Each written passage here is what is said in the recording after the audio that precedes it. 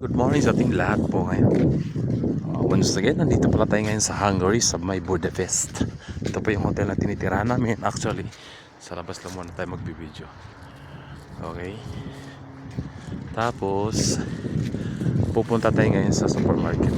Bibili lang ako ng bigas. Wala talaga akong supply na bigas. Time check pala.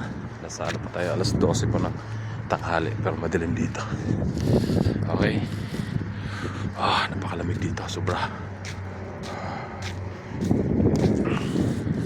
Napakatahimik yung lugar. Medyo cloudy yung ano po natin, weather ngayon.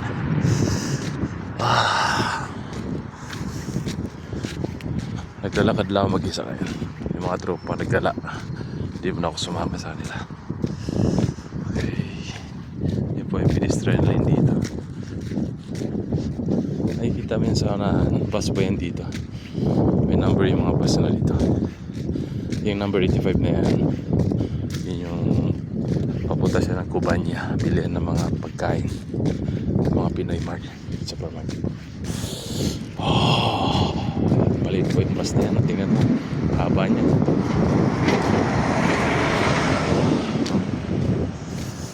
Dito karamihan mga nakatira rito ay nasa apartment. Makikita mo yan. Sa atin pa yung hotel po yan. Dito apartment lang yung sa nila. Yan, parang sa Makati. Tapos dito naman karamihan matatanda mga nakatira sa Budapest. Sa lugar nito parang siyang province na lugar. Hindi siya masyado ang tawag dito city talaga. Kasi pinaka city dito, mas makikita mo mga bahay na luma. As we can see, may dala po akong basket kasi dito kailangan mo magdala ng basket para pag bumili ka doon hindi ka na magbabayad ng ng plastic, kasi dito may bayad yung plastic, kaya sila dito biodegradable. Sila sa kalikasan, parang tawag ito, mahilig sila sa ay mga tropa dyan,